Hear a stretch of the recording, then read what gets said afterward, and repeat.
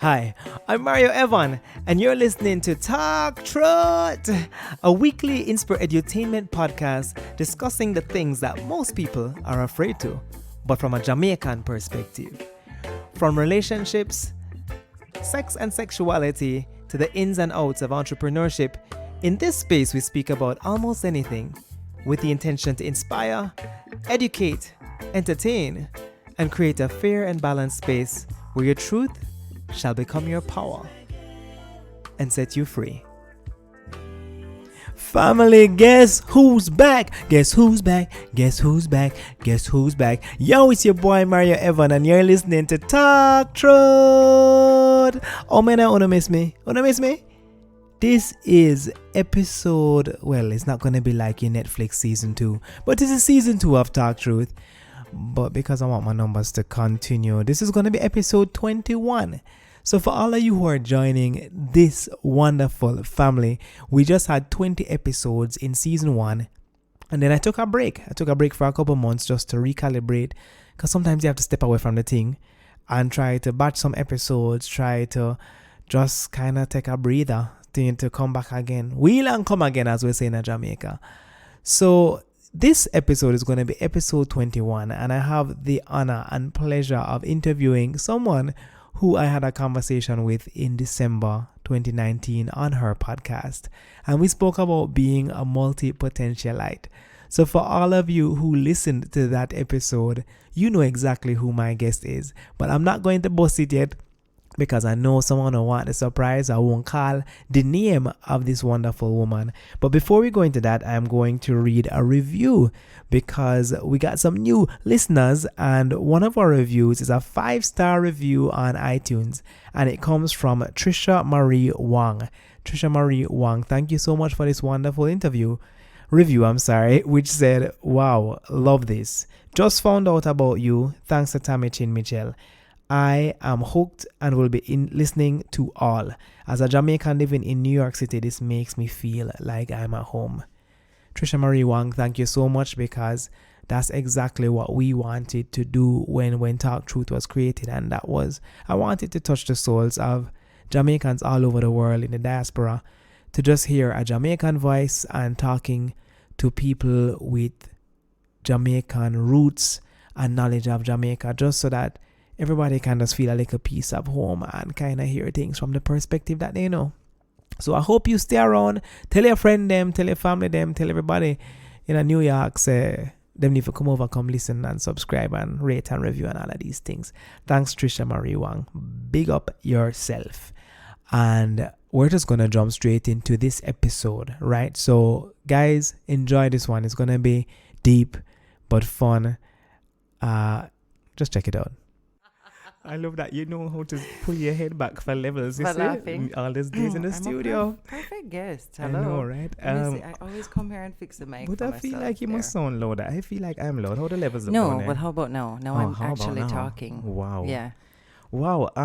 Wow. Welcome to, I guess, my episode of my show of Talk Truth. That's right. And guess who I have with me? I'm so happy to get to speak to her again. I have Tami Chin Mitchell. Yay. And you guys may have heard our podcast episode on her show, Tami Tackles Everything, where we spoke about being a multi-potentialite. Such great feedback from that episode. Let me tell you, people tell me things. They got it. It got it. Yeah. It got it. It touched people. It did. I'm so glad. And while we were doing this, I was like, is anybody going to get this? And Wow. so many people had it. breakthroughs. Yeah. And so many people were like, I didn't know what to call myself. I didn't know that there was a word for this. I just thought I was XYZ. And so a lot of people were able to see themselves. And accept themselves. Which is what we wanted. Exactly. Well, there's a musician who told me to say, tell Tami me have a new fan. His name is James P, right? Oh, so back nice. in the day, he had a song called, I look in some nookie tonight. Oh, yeah, I know that. Nookie. James P lives in the Eastern Caribbean, and we became friends. And Amazing. he clicked on the link, and he says he's been listening to podcasts every day. Aww. So you might hear a multi-potentialite song love by him, that. because he writes. Some multi-potentialite tonight. Multi-potentialite. multi. I'm done with you. All right. So That's great. Thank before you. we launch into this episode, I want the listeners to know that sometimes choosing a topic is not a grand fiasco or No. a elimination process. Sometimes it just flows, like Yeah. what we talk about. I had no idea what I want to talk to Tami about. I messaged Tami on the weekend. I said, Tami, you have any topics? Tami sent a voice note. What did he send? I have nothing. Nothing. That was the voice note. Can I tell you? Yeah. So last night I messaged her and said, I have it. We're going to talk about truth. And we're going to fine tune it even more. We're going to talk about personal truth and things surrounding personal truth. Accessing it, finding it, claiming it, owning it, pros and cons of it. Yeah. Because it's both of our podcasts are based heavily, I believe, on honesty. Yes. And I think that's where people connect. My podcast was almost called Honestly Speaking. Honestly speaking. And you don't know this. I thought I'd save it for today. When people ask me, when I ask people what their favorite word is, I really do it so they ask me what my favorite word is. And my favorite word is truth. Really? Yeah. I love the way it sounds. Right. It's such a pretty word. And if you're from New York, you might say truth. Truth. With a F. Or if you're, yeah. But don't you just love how it sounds? Truth. Truth. Yeah, it's such a pretty word. Yeah. I came up with that question when I heard Maya Angelou. She said her favorite word was murmur. Murmur, yeah. Yeah. Murmur. And she said she just loved the way it sounds, and it sounds like what it is. Like, yeah. Murmur. A murmur. Yeah. It sounds like a murmur. And I it sounds thought, like what it what's is. my favorite word? Anyway, my favorite word is truth. Well, that's a good way for me to lead into the first question. And guys, this is a conversation interview card. You know how me and Tami kind of did. We interview. And so, how would you define personal truth? I know that's a big question. I didn't even think about it. When you had sent it to me, I actually said, don't think about it. Let it flow. Right. It's a big question, though. Personal truth. I don't know that I can describe personal truth more than I can. I guess I would say it is the way in how you choose to live your life. What you choose to be your standard, your boundaries, the way in which you live your life is your truth. I like that. I like that. It's been my truth, and my truth, by the way, can change. Okay. Which is so nice. Great. I was wondering about that because it sounds so final to say personal truth, but it's not really one thing, is it? No, and I kind of get annoyed when we're talking about something and somebody says, but that's the truth. Right. No, I think we have to separate facts from truth, because it can be two different things. Right. So there could be facts about something, but it's not necessarily the truth about something. So like how people are always talking about these studies that show this and this and that, but there's always a study to show the opposite. Right. So what is the truth? Right. What is the truth? I decided at that point that the truth for me is what sits well with my soul. You get what I'm saying? And it may be what exists within a moment. It is, right. Exactly. And this might sound very philosophical and woohoo and way out, but that's how I think you decide on your personal truth. How does this line up with my life? How does this sit within everything that I believe to be true? Now, there are facts about things, but even that you have to decide on if it is part of your truth or not. I like that. How does that sit within what I believe to be true? Which means that someone could choose something that maybe deep down they don't love, but it may align with everything else. But is that really the truth, though? Well, let's talk about, I like to talk about in this instance, like God. Right. And it's a very deep conversation, and it comes up a lot. So a lot of people think that I'm not I'm not a Christian, and I'm not. I'm actually a very spiritual person. There's spiritual and then there's religious. Right. That's a truth. It doesn't mean that religious doesn't exist. It doesn't mean that spiritual doesn't exist. It's just that religion is not my truth. Right. It doesn't mean that it's not there. Right. You get, right. It just doesn't align with who I am. So that's real. not my personal truth. Right. And so, and what I believe about God, it may be different to you or somebody else. But again, that's my personal truth, and how you believe it is yours. And that aligns with how you choose to live. Exactly. I have a definition here I good. stole I'd love to hear it. from Dr. Phil. Oh, I love him. And he him. says that our personal truth is what we really say to ourselves when our social mask is off. Mm-hmm. Once you decide what your personal truth is, then you'll be less vulnerable to what others say. And the stronger you feel about yourself and the more confidence you have, the more susceptibility to what others say will decline. Yeah. So I like the part about the social mask being off, because I guess it's really like you behind closed doors. It's reckoning with yourself Reckoning and who you with are. yourself. Yeah. And coming face to face with who am I? What do I believe? And I don't think people do that enough. Yeah. I think people do it when they're forced into that corner of trying to figure it out. But I feel like we need to step into that place of, okay, who am I? Where am I? What do I believe? It's so easy to just go along. And this was, I'm going to bring it back to God and church for a second. I grew up in the church. We were like, the best way I could explain it is like a messianic Jew. Right. Interesting. Yeah. We observed the Sabbath. We fasted. We went to church on a Saturday. Right. So a lot of people are like, oh, you're a Seventh-day Adventist. Yeah, No, we no, weren't. we're not, yeah. So we grew up in this system that, you know, had its own ways and thoughts and whatever. I'm really grateful for that. I'm really grateful that I have this baseline understanding of God, the Bible, the whole thing. But for years, I just believed what my parents believed and what they said to believe. Right. For years. And which is how it kind of works when you're a child and growing up in a system. Exactly. Right? But I mean, I was in my 20s before I started to ask questions. Right. So you were grown. Yeah. I met Wayne. And if you know Wayne, then you know it's deeper. He asks questions about everything. Yeah, why? Yeah. And I remember talking to him about certain things and, you know, arguing about the Bible and why this is this and how it's blasphemous and blah, blah, blah. And you shouldn't ask those questions. And I remember him looking at me so lovingly and saying, but why, Tami? Why can't you ask? Yeah, why? It's okay why not? to ask. It's okay to form your own opinion. In essence, he was telling me to form your personal truth around this topic. And so that led me down a whole different rabbit hole of asking about why things were the way they were, and then what do I really believe? Okay, so there's this big area of what my parents believe and what we were raised to believe and what the church believed, but what about you? And there's a reason why they choose to believe that as well as individuals. Yeah, and you have to form your own. No thing against anybody who believes what they believe. Where it irks me is when you don't give me the room to believe what I believe. Exactly. And we don't believe anything much different. No, it's probably very similar, but it exists in a slightly different form. And because it doesn't come, you don't think I'm doing it in the way that you believe, means I must be wrong. And that's where we come into the right, wrong, lie, truth. What is it? What is it, right? I have friends who hate motivational books. I have Christian friends who hate motivational books because they feel like it is a form of expression of God without using God. So they kind of almost think it's sidestepping the Bible because it doesn't use the words of the Bible. It doesn't use the scriptures. And it just sounds like a bag of like positivity mumbo jumbo.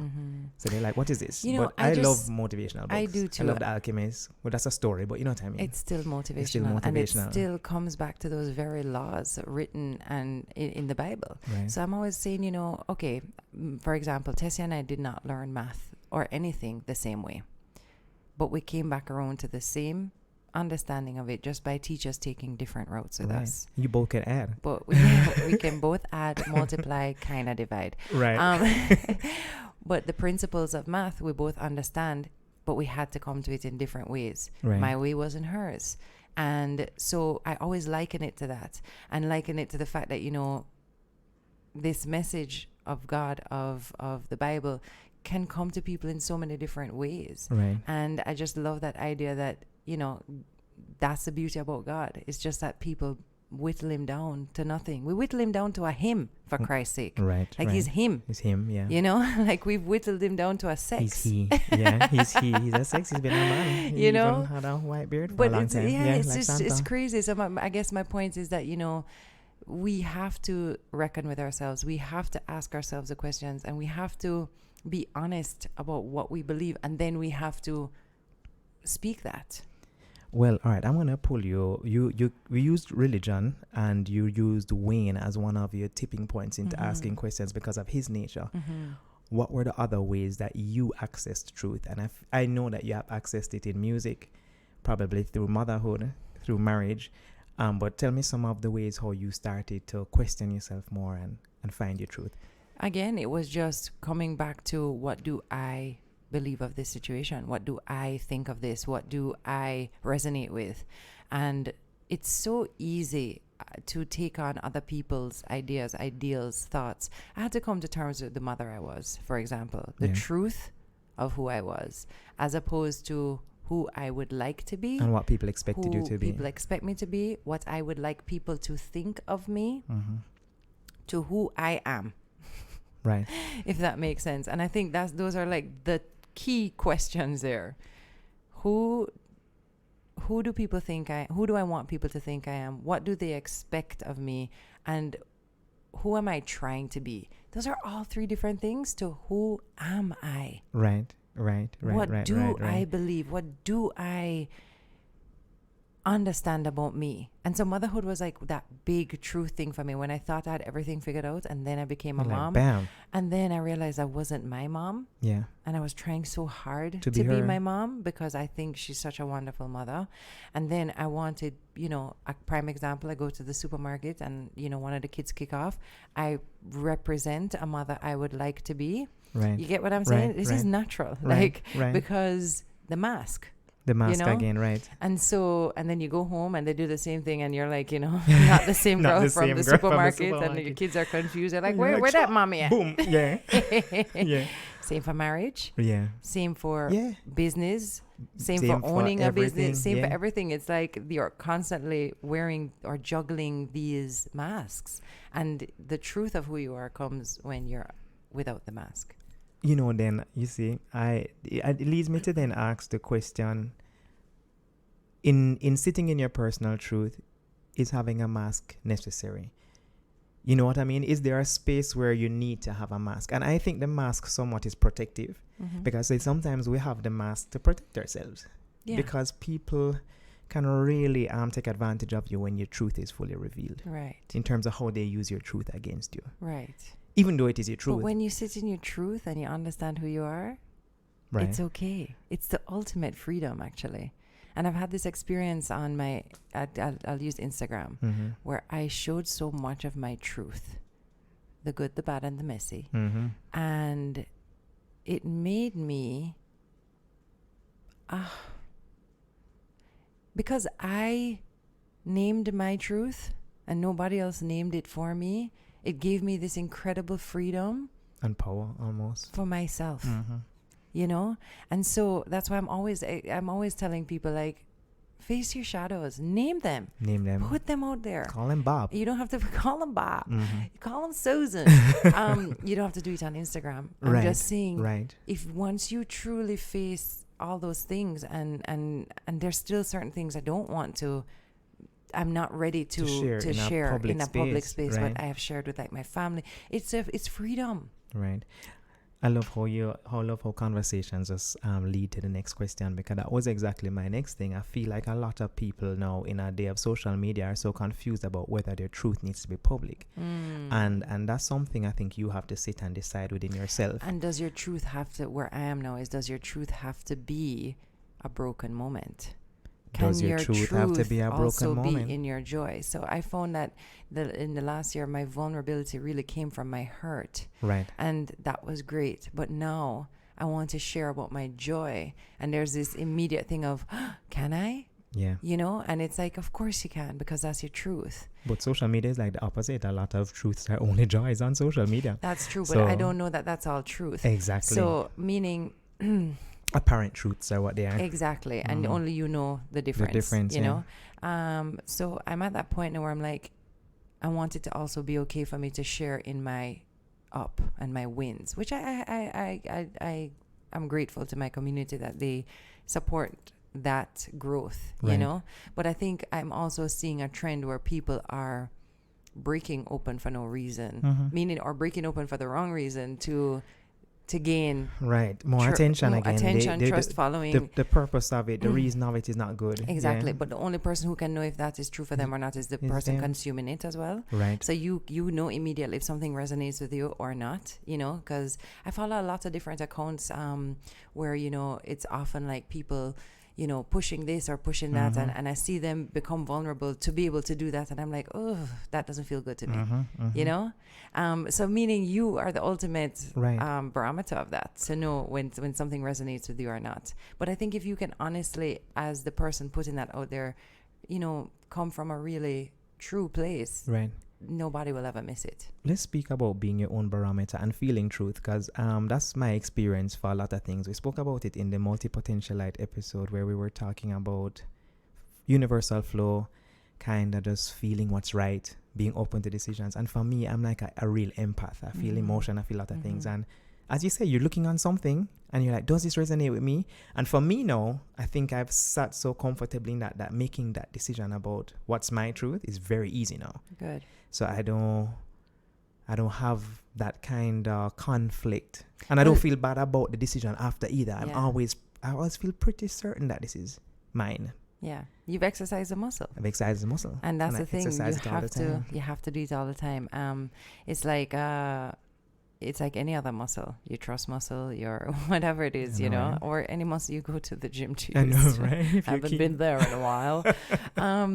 But you have to keep using it to be able to lessen the time between your answers or your, Right. It's like one of those things that sometimes you don't even have to say, I'll call you back. Sometimes you're just like, no, I can't. Yeah, or the conversation and then I'm going to call you on the next drive. On the next drive. Tami walked in here saying that to somebody on the phone, right? We're not done talking. I'm going to call you back. Call her back right now. But it's the same thing with this whole thing about honoring the valley. Like, the reason why I even talk about honoring the valley is because if you can accept where you are and see where you are, you can lessen your visits there and you can shorten the time. Right. So the valleys will happen whether the valleys you like are it coming. or not. So right. if you can learn how to figure out how to be in that, then you can move to the next thing quicker. And it's the same with the truth. An abyss. Right. And by the way, ask the truth about everything. Do you even like Aki? I love Aki. Exactly. But I mean, think about all the things you eat. Do you like liver? I love liver. I don't love liver. Yeah. No. It's a tricky thing. It's a tricky thing. So meaning you have to practice the truth in everything. Does that make sense? It makes perfect sense. Yeah. And I feel like a lot of people struggle because it's very difficult for them to really accept the truth about themselves.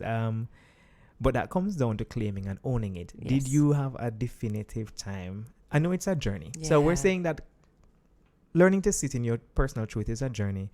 But you have any moments, any clicking moment, any moments of like real like... Lots. One of them that comes to me immediately is... I lived in Atlanta at the time. Mm-hmm. I was signed for the second time to another record label. Mm-hmm. I was sat in my beautiful apartment in the closet. And I decided I can't do this anymore. You sat in a closet. I was in my nice, beautiful walk-in closet. Oh gosh! Oh, so it was I was in one little okubit closet. No. Then one closet could be a bedroom. It was nice. I had no reason to not want this anymore. Yeah. Except that it wasn't fulfilling anymore. It wasn't my personal wasn't your truth anymore. Exactly. And it was... This truth had expired. Oh, boy. And I sat in my closet and I was about to call the owner of the label. And I felt like I was going to burst if I didn't. And I had a decision right in front of me to keep plodding and doing what was expected, what people thought, what could be, versus how I really felt. Right. And that was like a big moment for me in just being like, I choose me. And I choose what I believe about this and how I'm feeling about this to be true. And I'm going to go with that versus all of the potential things that we're going to be aligned with this thing that I don't want to do anymore. That I don't want to do anymore. And all the people I'm going to disappoint, even in my immediate team. How am I going to tell my manager? How am I going to tell my attorney? Because their lives bank on your success. Because their lives bank on my success. How am I going to, go back home to Jamaica? I've been living here for almost a year now. How am I going to tell everybody there that I didn't become what they thought I would be? How am I going to tell everybody that I just want to get married and have kids? Who's going to want that? Yeah. I mean, what is Wayne going to think about this? Is this what he up signed up for? He's going to be like, I'm going to be a daddy. Wayne is like, yes. No, but Wayne believes so much in that journey for me too.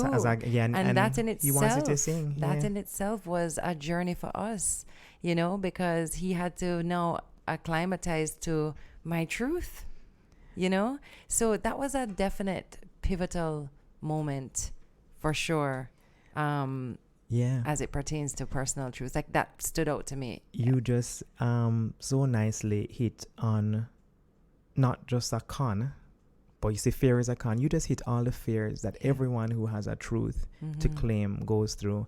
And I can think of the type of people I know, the type of patients I meet, and the lives that I've encountered. And this is someone marrying outside of race, marrying outside of religion, denomination, class, coming out of the closet. We can think of all of the various truths.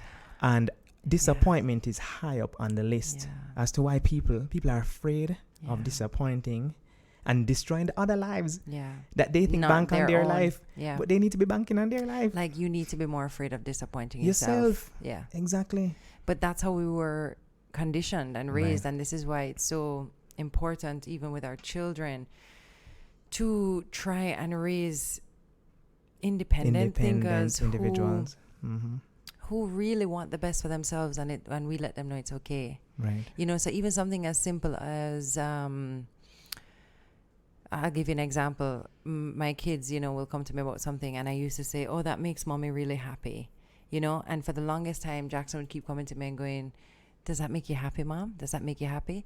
Did I make you happy?" And I literally had to stop in my tracks and be like, "Oh, no." And I changed that narrative from, you know, you're not I had to tell him, you're not responsible for mommy's happiness. You add to my happiness. And this is the same for Wayne.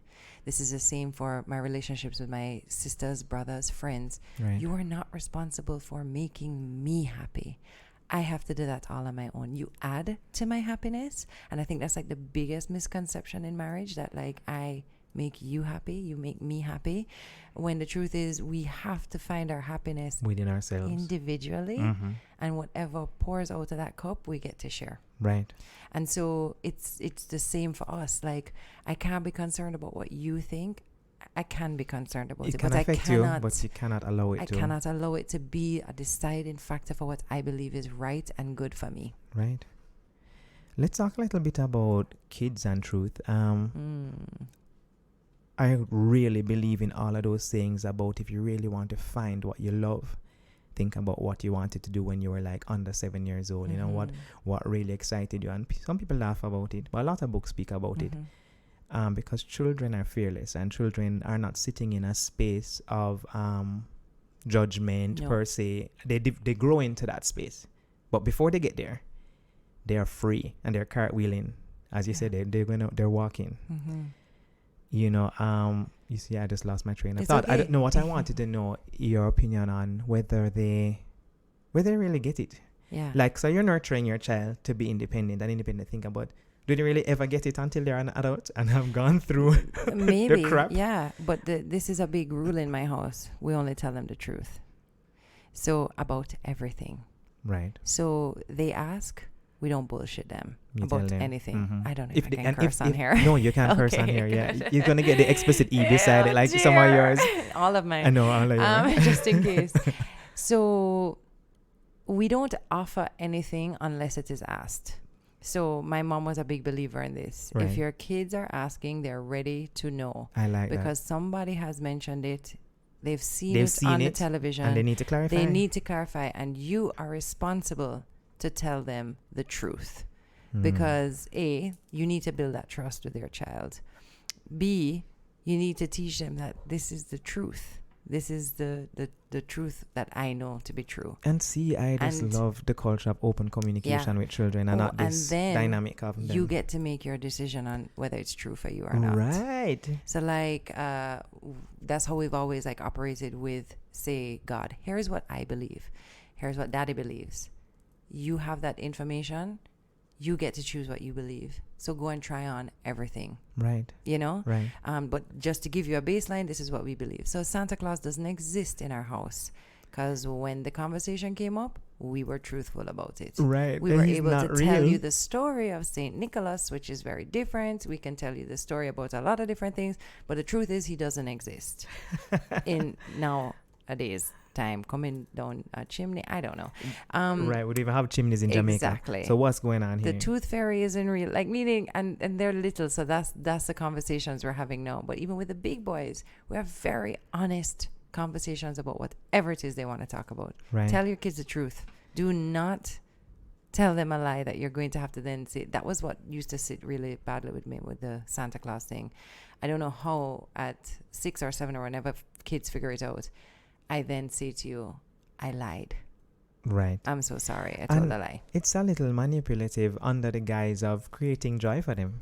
My thing is this: that well-being came from me. Those gifts came from you and your dad. Like, I bought them with my I'm cool money. with that. Yes. You know what I mean? And like, you should be cool with it and too. And you should be extra cool with it. I bought this for you. Yeah. So that is, I don't know. That's Santa funny. is a little tricky. Well, I'm glad you touched on truth, because there's personal truth which I feel like we have to own. But there's this concept of people in the streets in life that feel them need to talk the truth in the kind of way that I think is really just projection, or is it some their way truth to or just make their them feel opinion better. on- I'm talking people who say stuff like, "Lord, that not fit you good. Find a better size." Yeah. Or, "I don't like all that purple ear loop on you." Yeah. Or, "Why you wear that for?" Or, Okay, so there's a so difference. this is now when in our culture where we talk truth, where we are talk people Yes. business. Yes. Are we trying That's to very identify different things to- in yeah. other people that we think should be fixed? Right. That's an interesting space. Yes, and, yes. and it's a space where I've clapped back in the Yes. day. Again, now we don't clap. My favorite thing is that may be your truth. That may be true for you, That may be but true it's for not you. true for me. Right. And there is a difference. Okay, I always believe that, whenever you're saying anything, what's that saying that says let it pass through 3 gates? Is it true? Is it necessary? Is it kind? Okay, Is that what it is? That's one too. Yeah. And it's like, I don't need to share something with you in an unkind way, even if it's not a nice thing. Right. So it's all about your delivery. But then that comes back down to your personal truth and how you deliver, how you receive. But I always tell people, don't give me something in a way that you can't take it back. So don't give me something in an unkind way. Right. And should I give you back in an unkind way, you all of a sudden can't manage Can't it. manage it. So if you'd like to be heard, if you'd like what you have to say to be received, be nice. There's a very nice way to tell somebody something. Anything. Don't look at them. Right, Look good by them. Right. But then this brings me back to another But very is it important necessary? thing about truth. Whose right is it? Exactly. Whose right is it? Yeah. And one thing I definitely wanted to say in this episode was people need to recognize that individuals have to determine their own truth, and it's theirs to share and theirs to speak.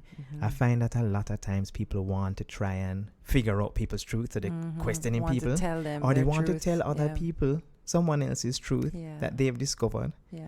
And that's weird to me, because why is it yours to share? No, that's And I have friends asking me about other people's truths out of their curiosity, Yeah. and I never answer. Right. So people ask me questions about other people, and I am just like blank, Yeah. silent, Yeah. because I refuse to share anything about someone else that's not mine to share. Right. Agreed. Where do I have the right to take somebody else's truth and share it? Agreed. I So mean, tell me. I have had situations where people are struggling with something that they know and almost need to talk it through. That's a very different thing than gossiping. Right. And so I think it comes back to your intention And your integrity. and your integrity about why you feel the need to do that. Yeah. And it's often because people don't know their own personal I think truth so too. It or comes down understand to their own a boundaries personal on things. insecurity, lack Exactly. of boundaries, or sometimes they do it to gain attention again. Exactly. So it comes back to them gaining some folk. They get pleasure from sharing this information because it brings the attention back to them. But that's not knowing your personal truth. Yeah. And again, it's not knowing your own boundaries, knowing your own standards, knowing where you've set the bar, Right. and knowing what's right for you and not right for you. Which is everybody's journey, actually. Because I'm is. sure we can look back to days in our lives when we were less But conscious. Don't you think it'd be a good place to start? Like, meaning, Just we're talking about this journey, but I don't know if they know, though. I know. That's the thing. A lot of So people for think that they anybody feel right listening- in themselves. They feel like they're in their truth in this moment. I know. Gossiping and doing whatever they're doing. I They're know. not totally aware. I know. But I hopefully get they that. hopefully And so they this discover. message is for those who can hear. Right. And so it's a great place to start. Like, literally, take some time to get to know those things about yourself. Examine Because yourself. then you can work from there. And then you actually have, like, whenever you get a job, you get, like, what's it called? A manual? A contract? No, like I know. Yeah, where exactly. their code of conduct. Right. You need your code of conduct. You need to define what where what I How do you operate. function? Right? Exactly. How do you operate? Exactly. And what's good for And this what's- business? And what's good This for me, person. and exactly. All right, I have this wonderful quote, and it took me forever to get his name right because it's German. He's a German philosopher Go by the ahead. name of Arthur Schopenhauer. Oh. It says all truth passes through 3 stages. First, it is ridiculed. Second, it is violently opposed. And third, it is accepted as being self-evident. I liked it because I think this happens within yourself. As you were talking about being the right mother for yourself, you're actually kind of ridiculing yourself, like, am I doing this right? And then you're violently opposing it, trying to be the right thing, and then it becomes self-evident. It becomes that this is what I am. Yeah. And I liked it because like it that really too. is the three stages Yeah. of all of it. Yeah. And it's the same thing if you reveal a truth, it's going to be ridiculed, It but may be. eventually it's going to be accepted because people cannot do anything to change Because what it's it the is. truth. Yeah. It's your truth. What if your truth puts you at harm? So that's one. All right, let's stay there first. I have another one. And the next one is, what if your truth is intertwined with other people's truths? So personal truths are mine to own. But Yeah. what if, like, we murdered somebody last year and it was like, I know what you did I last think summer, about this Tammy. all the time. And then I'm like, but what if Tami tell? No, I but what if hate you. Mario tell? What the hell am I going to do? Oh my But God. Tami can't tell because I'm going to go to jail, mama. I'm going to chill. If Tami tell me I'm going to murder. Do you It's like the know show, How every to Get Away with time- Murder. Every time I watch anything like that, I'm like, yo, what me that do? No, I tweeted it the other day and a girl said, what if your truths are intertwined? And I said, boy, I was really talking about personal truth. And then I was like, well, people should own their personal truth. What if my truth Honestly, intertwined? if you and I ever committed a crime, I'm telling the truth. I know you're going to. I mean, I'm going. Well, we're both going to jail. I've decided it's better to go to jail than to try and live that crazy life of like being on the run and Right, hiding and things. trying to hide And everything. they always have that one moment where they could just tell the truth. And they didn't. And then they end up Back in digging a rabbit hole. Yes, and before you know it, they've killed 3 more people. And I'm like, oh no. So let's just go and do this sentence. Let's do this Exactly. sentence for like or 2-3 years. I am not the one You're not the to one. help you murder anybody. And then I saw this other thing the other day where there was an accidental death. Yeah. Another show again. And I was like, go tell the truth. Then there would be no show And I know Show done. the show went on for like 10 years, meaning like in Yeah. the lifespan of the show. because it was like lifetime. Yeah, and it's a domino effect. It's a butterfly effect. Like it affected everything. And I was just like, I think I've watched enough of them to be like, if I was ever in this position, telling the just truth. tell the truth. It answers our question though. A Yeah. lot of times when people decide not to speak the truth, it's really out of fear. And I mean in our culture too, Fear of being We're ridiculed. ridiculed. Fear of, yeah. And in our culture, especially crime culture, when people say things and don't speak, in farmer culture, it's fear for them life. Absolutely. And can I Now wrong that somebody? one is tricky. Can I wrong someone I for agree. protecting himself? No, this is where what if the truth puts you at harm? Ah. What if you're in a space where telling your truth is going to lead to you being hurt? Oh, God. Do you keep the mask on? Oh, God. And that's why I think in our culture, lots of masks You're are so worn right. because that's where the mask is protective. So it's not that people don't want to accept the truth. They've accepted their personal truth. Yeah. Just that having it exist outside of And then that affects Their your area. children, your family, your behavior. everything. Like, how do you then tell the truth about something you know and put yours at risk too?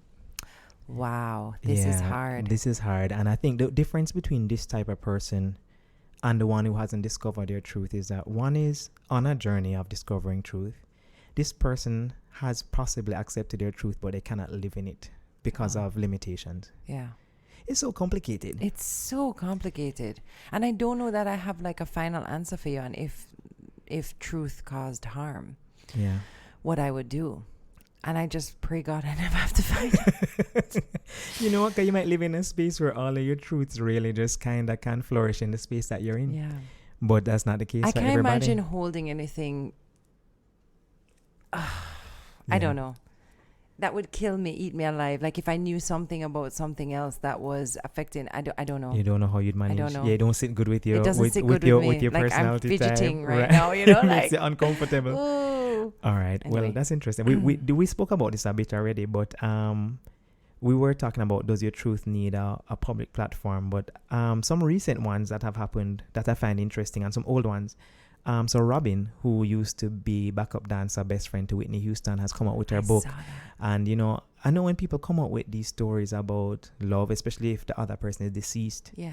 people think that they're doing it for money and fame. And I've watched a few interviews, and she looks so genuine in her expression, you know. She and Whitney had this relationship that nobody knew about, but they've hinted at it in the documentaries. And she decided, you know what, I'm going to clear up all of the lies, and I'm going to speak my truth. Yeah. And Whitney's not here. Yeah. She has a partner. She's moved on. Yeah.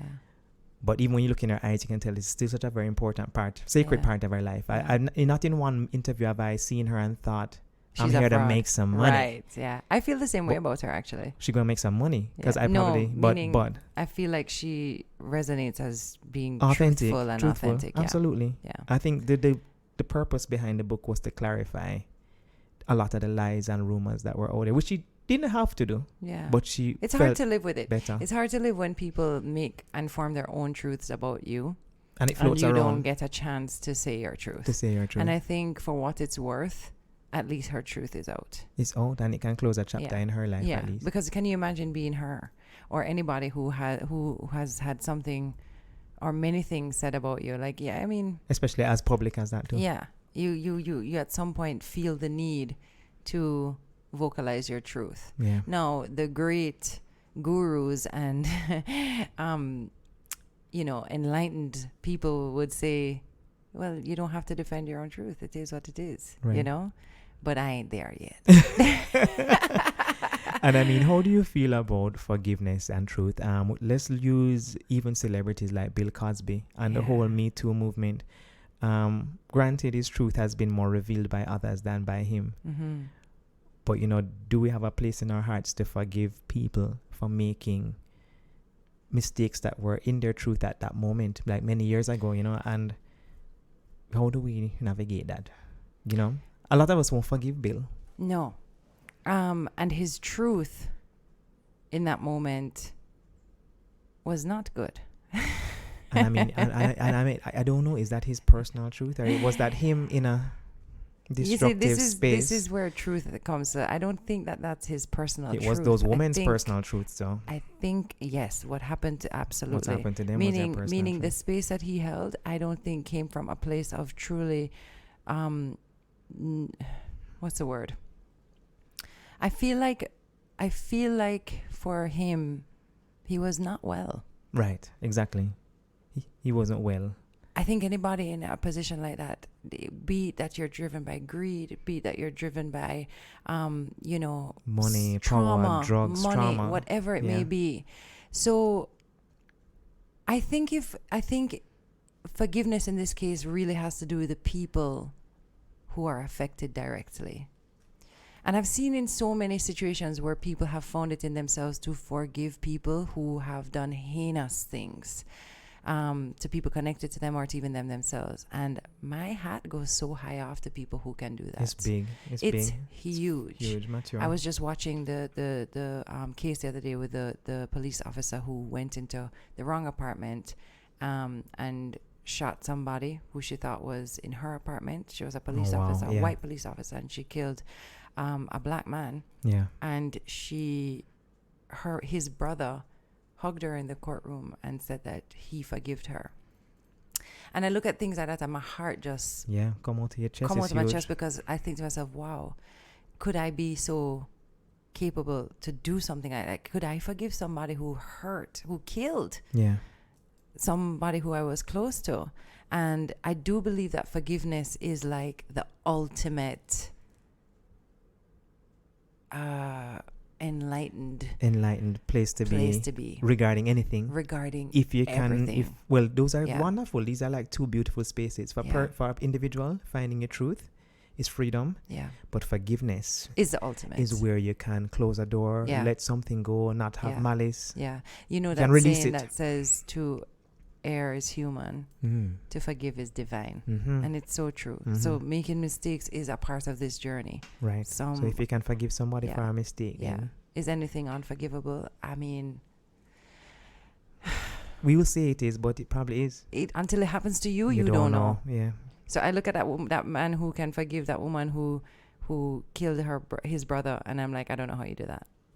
Yeah. But then you put yourself in that position and you can't see because you're not living it. You don't know what it feels like to carry that around. Right. Bill Cosby.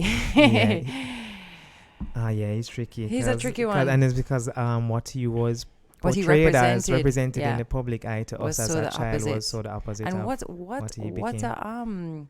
what a place to be in, where you represent this thing, but in another breath you're doing this other thing that is so contrived and so far apart from what you do. This is a whole other podcast. Yeah, but it's I the would love perfect to do it, example though. of how you're Yeah. of how you're true. The masks as well. Of the mask, yeah. Yeah. All right.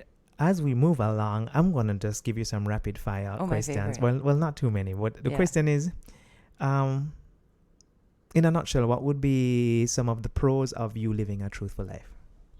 The pros are that you have a lot of freedom Yeah. within who you are, and feeling like it's just the ultimate feeling of, okay, I know who I am, I know what I believe to be true, and also I can change that as well. Like if somebody comes along and says, well, I don't really believe, I'm willing to be like, well, let me hear what you have to say. So it's not, the definite. Right. Self-comfort, security, and openness Yeah. to receive other Yeah, things absolutely. and learn. What would you say are the greatest cons of a truthful life, if there are any? I don't know that there are many cons. I can't think of any right now. Yeah. I just feel like there are just so many more pros. What would be a con of living a truthful life? Maybe some people won't agree with you on that particular thing. Maybe some people may ridicule you. Right. But that hasn't really been my experience, But it to tell doesn't you the matter, truth. right? Yeah. Right, because you're Yeah. living in your truth, right? Yeah. This is a weird question. It just popped into my head. I don't know if it makes any sense, but if there was anyone in your life that you would love to sit down and hear the truth from, who would it be? Alive or dead? Okay, good. Oh. Or no, hear their personal truth. If they were willing to share it with you, who would that be? Immediately I thought about my grandmother, my father's mother.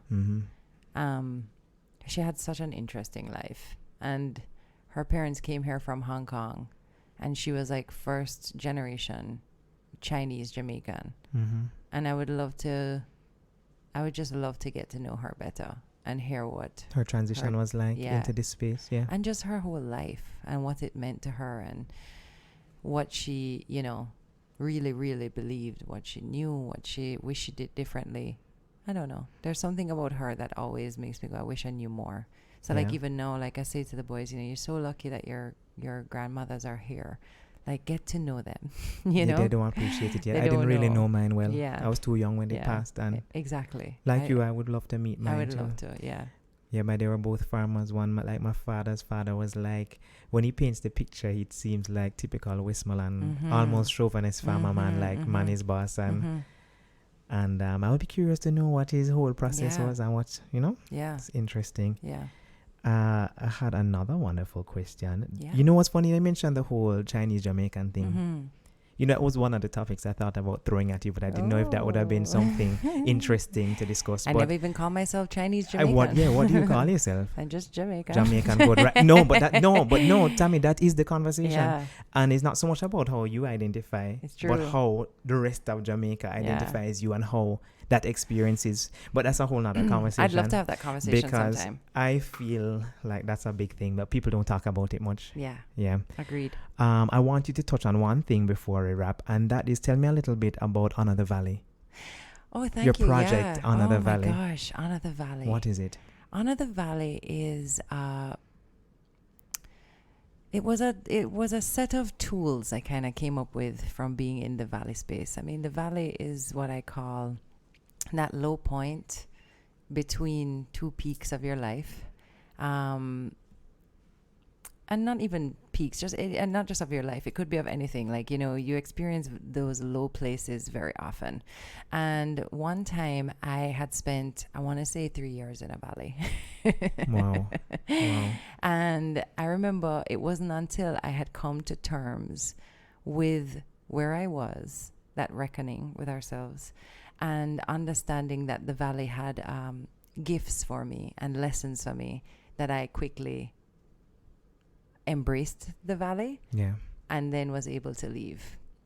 And so this book, it's just a 10-15 minute read. I mean, if you do the work, it's a little bit longer. I signed up for the mailing I'm list. so I haven't read it yet, glad. but I'll check it out for I'm sure. so glad. It was really, I actually wrote it just after a quick stint in the valley.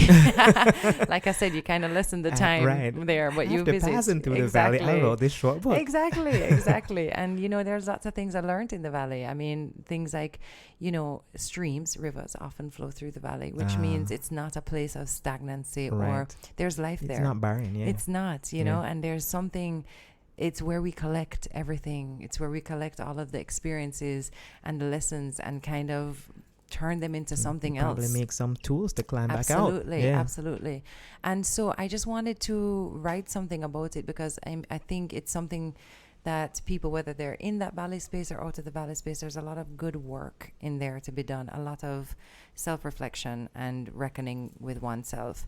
I wanted to make it free so that everybody could have a copy of it, and I really needed to just write this book. Absolutely. And I just wanted to get it to everybody. So if anybody's interested, you can check out my Instagram page at Tami Chin Mitchell. Right. And the link is in the bio. And it just downloads straight to your phone. At Tami Chin Mitchell on Instagram. You have any other places or platforms where you want people to follow? Instagram is the main one. Instagram is the main one. All right. Final words. I just want to say that I believe that your sitting in your personal truth really leads you into becoming your higher self. Mm-hmm. And I think that for me personally, that's really my aim, to become the highest self I can be while I'm here on this planet. What are your thoughts? I love that. What are your thoughts on that? I believe the same. The word freedom has come up a lot today, and I realize that that's big for me. It's big for me in my relationships with people, that I have this freedom to be who I am and become whoever I am becoming. And I think that checking back in with your truth will always be the compass that tells you what to do next, where to go next. And like I said, that truth may change from time to time. It may stay the same forever, but you have to be open to learning new things, to having conversations that maybe don't align with your truth right now, but you never know, like that could grow you a little more. Yeah. Because what I believe now versus what I believed 10 years ago. So different. Yeah. And so your truth, as much as it is the I'd say the river that runs through you, just like the river, it can change. It's ever moving, it's growing, it's flowing. And so check in with it. Yeah.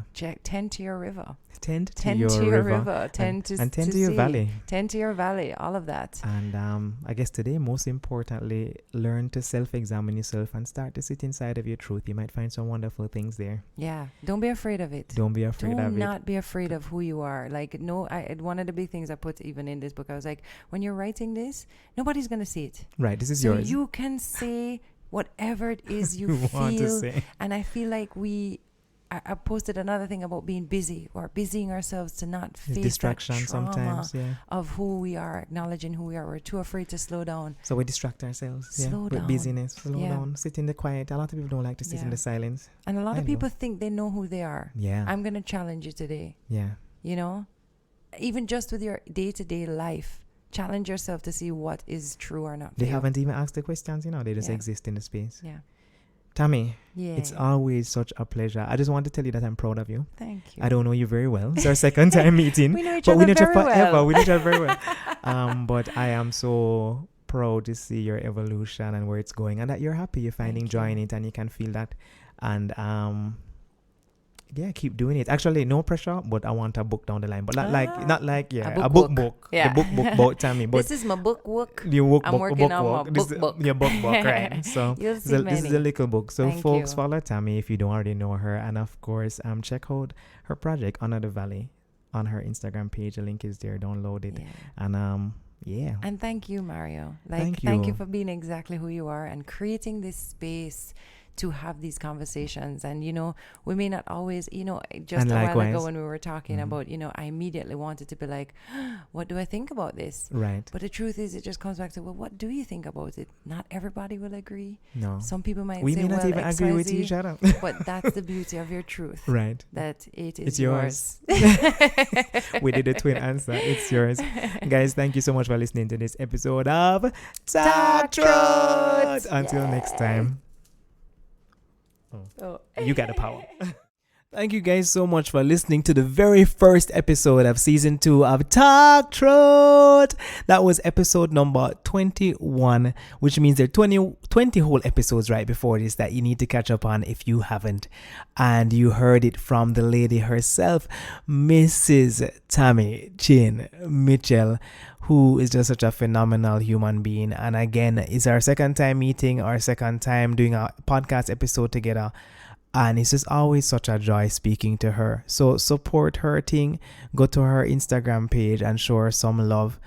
And for me, you need to follow me on Instagram as well at Mario Evon. That's MarioEvon.